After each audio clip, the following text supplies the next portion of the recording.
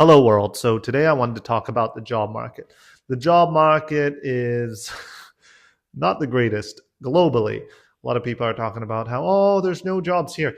The job market's kind of shite everywhere at the moment, all in most places. I saw a video recently on a guy saying how hard it was to get a job and that it's basically impossible.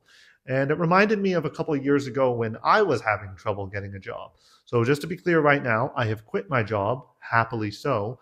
I'm not seeking employment. I'm happy I'm not. And I am kind of free from that life. But if I were seeking a job, these are some tips I would use from my own experience of applying in what I thought were hopeless times and from my own experience of hiring people. Now, I don't want to give you the same regurgitated, well, just optimize your resume, buckos. You got to have that optimization. I struggled for probably a better part of a year, maybe a year and a half to find a job, especially a job I liked.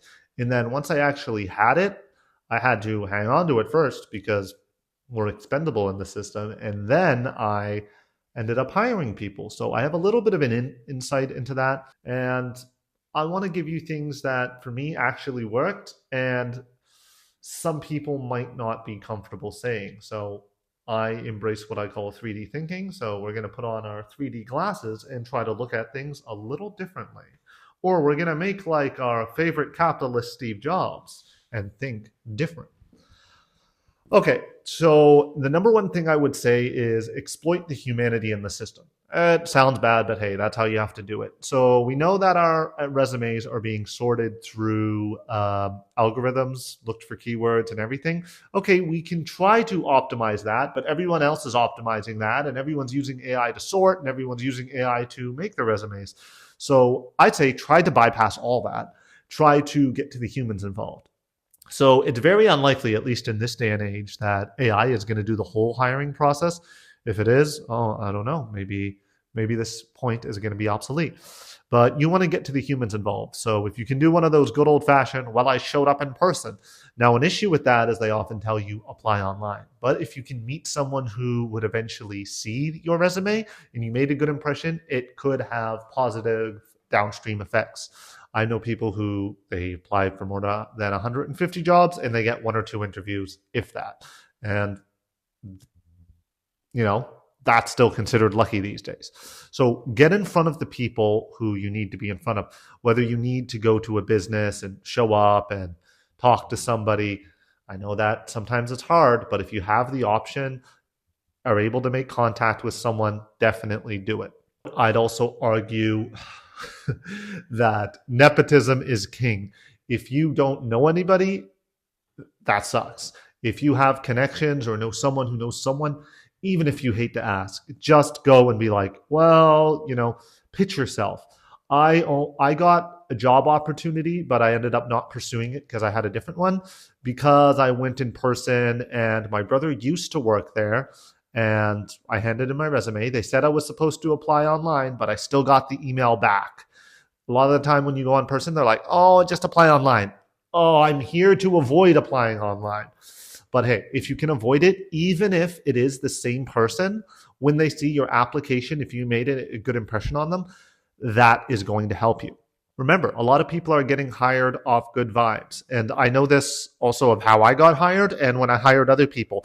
It wasn't always who is the most qualified. It was, okay, is this guy somewhat qualified? Is he, oh, can anyone vouch for him? When I was working management at a gym, I ended up getting my brother hired at another location because I could get him an interview. I got another member there who I met and befriended because he's just like, hey, I have training experience. Who would I need to talk to? I'm like, I can get you an interview. I got him an interview. He got hired.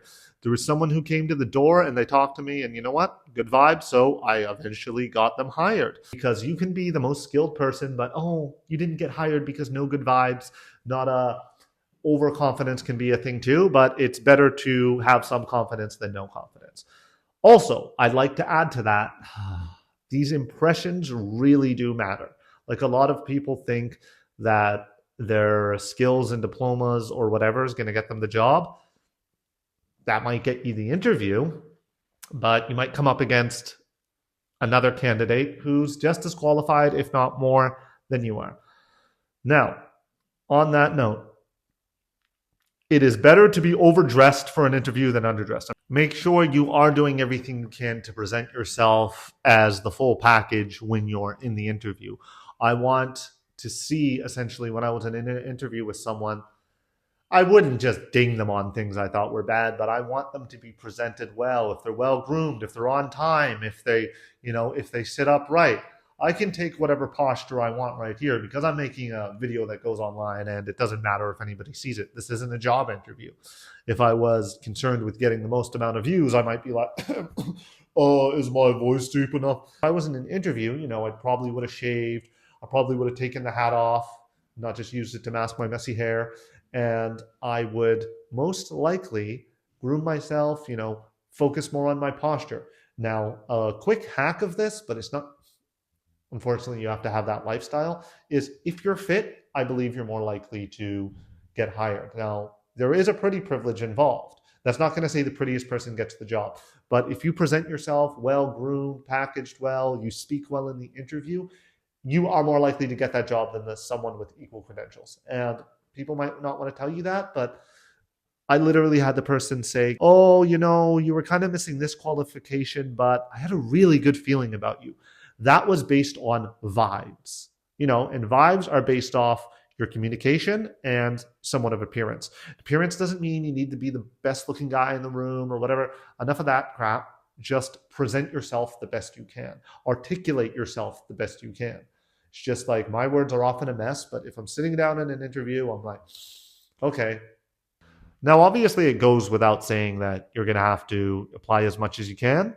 You're going to have to use volume. Now, yes, optimize your resume, but if you're able to exploit any connections you have, recommendations, or just someone you know who might have a connection, don't pester people. If there's someone you know or a manager who you are able to walk in to a business and talk to, don't harass them for a job. I got so annoyed when people would beg desperately for a job because at that point it was out of my hands. It showed so much desperation and they wouldn't be qualified and they would just be barking up the wrong tree. So don't be afraid to, again, follow up. But I feel like a lot of people, especially you guys out there in sales, you guys think the follow up is let's follow this guy up their taint. Like I don't know, but it was just very unpleasant, the follow up culture I experienced, whether it was in a sales role or it was someone following up to me.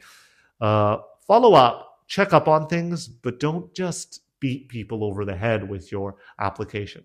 A lot of what I'm trying to tell you is companies don't care about you. You are expendable. And I know that sounds harsh, but that's the reality. I don't care who you think you are. To a company, you are a good employee. You're only non-expendable if you provide some service that other people aren't, and if it would be more inconvenient to replace you. But how long is that going to last? You're not going to own your job, and I'm not trying to be like, well, just go do drop shipping. I'm just telling you the reality of you want to succeed within the job market, you have to be competitive, and you don't need to be loyal to companies because they're not going to be loyal to you. Now, of course, keep your contracts, keep all the deals, don't do anything illegal, but you are going to have to understand that this isn't family. These aren't friends. You might be friends with someone at work, but at the end of the day, the company is not your family. They're not your friend. Save loyalty for family and friends. Save it for people who actually care about you, maybe human beings. But at the end of the day, a lot of these are just corporate structures. Don't get too hung up on that. Now, if you want to avoid a little bit too much of the mega corporation, what I'd actually advise is go work for a small business, one that can scale, maybe stake something out, figure it out. In those ways, a handshake gets you a long way. And I am kind of playing that up. But if you are able to sit with the owner, get in front of someone, it's all about making that impression, as I was saying. So my incompetent manager in the past literally got her job by cornering the owner and being like, well, I can do this for you. She was hired, and since she was hired, she never got fired. Let me tell you, sometimes it really comes down to people just not wanting to put ads up on Indeed. I've had that several times. Oh, do you know anyone who could take the job? I'd rather not put an ad. Literally, that is how some small businesses work. They do not have algorithms. They do not have people who are highly motivated a lot of the time to comb through a bunch of resumes. So You could be the next Joe Blow off the street. If you are serious about just going for it and letting nothing hold you back, is you are looking for employment. You are trading your time and labor for money. That is an exchange. They want the value you can provide. And hey, this is a capitalist system. We got to understand that. So don't hold out loyalty to a certain interview. Oh, I'll get back to you. Don't be afraid to ghost companies. They're going to ghost you anyways. Do not try to be moralistic about this. You get a job, you want to put food on your table. You got to kind of think of don't get between a man and his meal. Now, there are plenty of morals that I hold, I'm sure that you hold, and I'm not trying to do anything, morally abhorrent, but at the end of the day, you want to make your bread and you want to have some to go around. So, other than just, showing up in person, and it's more than that. You have to do whatever you can to get to the human in the link who might actually hire you. If you're able to get around and exploit people's laziness, exploit people's emotion, I know that sounds bad, but in this system, I think it's fair game. Remember that a lot of people will hire you on good vibes. But getting to that first interview can be hard. I encourage you to take whatever interviews you can. Get as many job interviews as you can, even if you're not dead set on that job. I was looking for anything. I would take anything. So for interviews, I'd take it even if I had no chance, even if I didn't want to, because interviewing, going through these interviews is definitely a skill. And you get better. Each time you're going to get more confident, more well-practiced. For lack of a better word, the bulge in your pants will grow exponentially with each interview. Your confidence will be up. Your test-taking skill, essentially, because interviews are kind of like tests. They put you on the spot, and you're like, oh. So master the human side of things, because that's still around and that can still be exploited. And if you got a way to exploit the AI, great, but you're going to have to deal with a human at one point or another. So learn how to deal with that. For me, I often found myself overthinking an interview, so I just slowed it down. So when I say take any interview you can get, even if you're not interested, it's reps. It's extra reps. You're going to get practice. You're going to get in front of people. You're going to help kill those butterflies in your stomach or worms in your booty hole. So I encourage just do that. Now, if you are looking for a job and you're desperate and you're down to your last few dollars, you're going to have to compress your life, minimize all expenses, minimize all, I'm going to say going out, minimize everything. This needs to become the core purpose in your life. If you have the luxury of relaxing, that's great, but I didn't add points. So apply, and just focus on whatever you can do to optimize this. If you live at home, you might have a little less pressure. Not everyone has the luxury of being able to stay with your parents. I get that. Some people don't get along with their parents. There's plenty to unpack there. If you have safe shelter, that's obviously going to be better.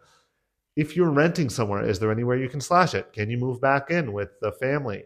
Whatever you can do to save money at this point is what's going to keep you alive, because every day that you're not landing a job or an interview, at least, you are spending just for your basic subsistence. Don't hustle all your friends and, live on someone else's dime, but minimize expenses. If you're not currently making an income, you gotta downsize. Learn what it's like to survive on the absolute minimum.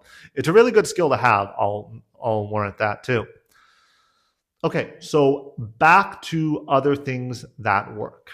All right, this next one I'm only going to breeze through is feel free to modify, embellish, and edit your resume. Now, I'm not saying lie about your skills on your resume, but I am okay with filling in gaps. If you have a good interview and you really want that job, don't settle there. Continue interviewing, continue applying. I did this even after I landed the interview that was going to hire me. And if I got something better, hell yeah, I would have ghosted them.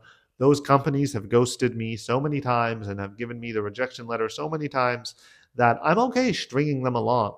You're not a human being. You're not a dude. You're not a girl. I'm not going to be like, oh, I'm sorry, it just didn't work out.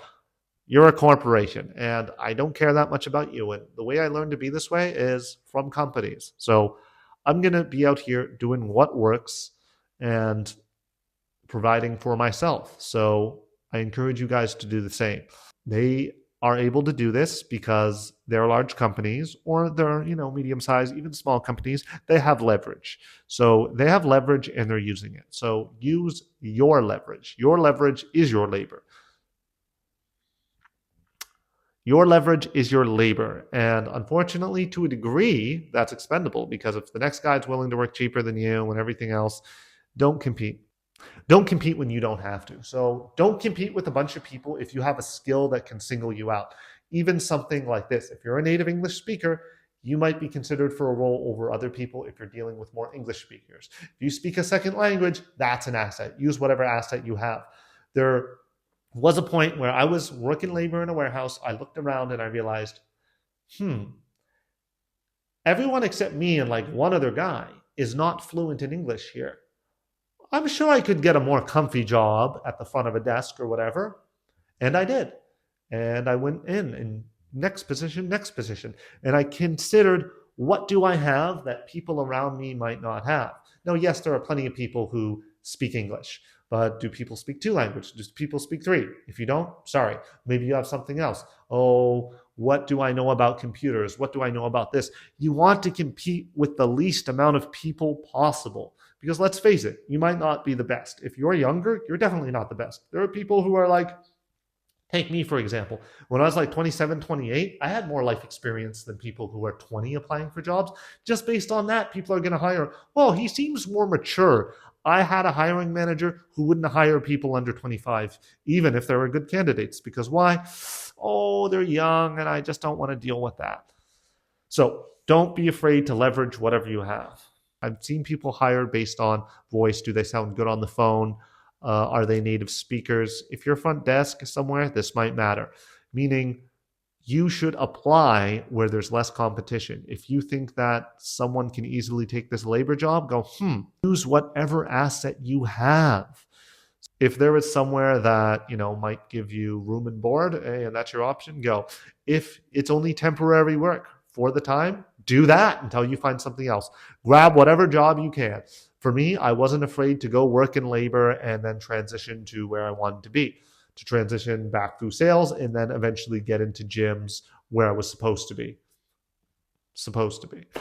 And you might not find a job in your industry at the beginning, but if you're just trying to make some money, trying to hold yourself over and get some extra experience on your resume, then do whatever it takes. I'm not saying that in some, super, I got to do whatever it takes. But if you got to move from your town because there's no opportunities, just move. If that's feasible for you. I know it costs to move. I know it's not easy.